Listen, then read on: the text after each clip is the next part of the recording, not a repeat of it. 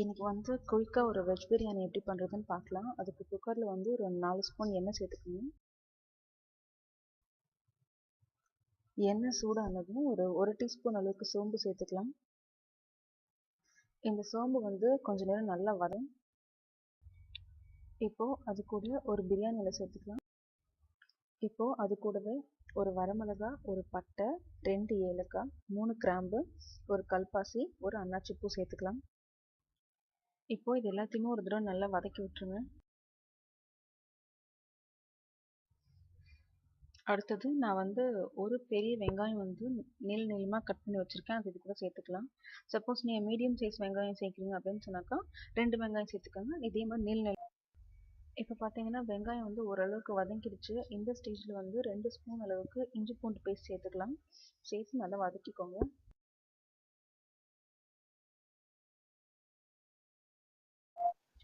இப்போது ஒரு 2 ஸ்பூன் அளவுக்கு நான் இஞ்சி சாறு சேர்க்குறேன்.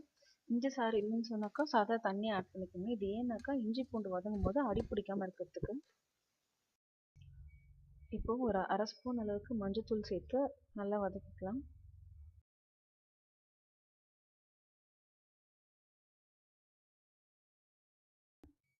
ஒரு ஸ்பூன் அளவுக்கு தண்ணி ஊற்றி நல்லா வதக்குங்க. அப்போ தான் மசாலா கரிஞ்சிடாமல் இருக்கும்.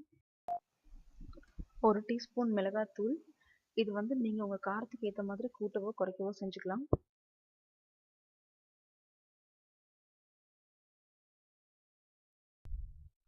ஒரு தக்காளியை பொடியை நறுக்கியிருக்கேன், அதையும் சேர்த்துக்கலாம்.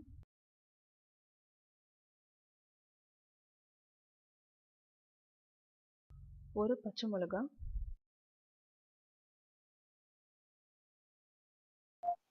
புதினா மல்லி இலை ஒரு 4 ஸ்பூன் அளவுக்கு பொடியாக நறுக்குனது,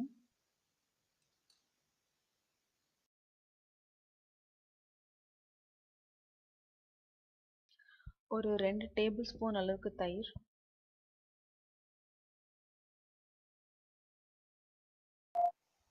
ஒரு சின்ன கேரட் பொடியாக கட் பண்ணது அதை சேர்த்துக்கலாம். 3 பீன்ஸ் சின்ன சின்னதாக கட் பண்ணது அதையும் சேர்த்துக்கலாம். ஒரு மீடியம் சைஸ் உருளைக்கிழங்கு அதையும் பொடியாக கட் பண்ணியிருக்கேன் சின்ன சின்னதாக, அதையும் சேர்த்து இப்போ எல்லாத்தையும் ஒரு வாட்டி நல்லா மிக்ஸ் பண்ணி விட்டுருங்க. தேவையான அளவுக்கு உப்பு சேர்த்துக்கோங்க. நான் இன்னைக்கு 1 கப் பாஸ்மதி ரைஸ் எடுத்திருக்கேன், ஊற வைக்கல, அதை வாஷ் பண்ணிட்டு அப்படியே சேர்த்துக்கிறேன். நான் பாஸ்மதி ரைஸ் ஊற வைக்கல, அதனால 1 கப் அரிசிக்கு 2 கப் தண்ணி சேர்த்துக்கிறேன்.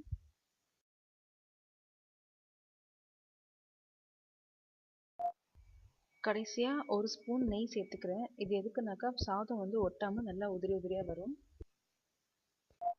இப்போ பார்த்தீங்கன்னாக்கா நம்ம பிரியாணிக்கு வச்ச தண்ணி வந்து நல்லா கொதிச்சு வரும். இந்த ஸ்டேஜில் குக்கரை மூடி வச்சு நான் ஒரு 3 விசில் விட்டுறேன். நான் வந்து பிரியாணியை 3 விசில் வச்சு எடுத்துட்டேன். இப்போ பாருங்கள் நம்ம பிரியாணி வந்து சூப்பராக ரெடி ஆயிடுச்சு. எப்படி சாதம்லாம் ஒட்டாமல் நல்லா வெந்து வந்திருக்கு பாருங்கள். இதே மாதிரி நீங்களும் ட்ரை பண்ணி பாருங்கள். எப்படி இருக்குதுன்னு கமெண்ட் செக்ஷனில் சொல்லுங்கள். தேங்க்ஸ் ஃபார் வாட்சிங்.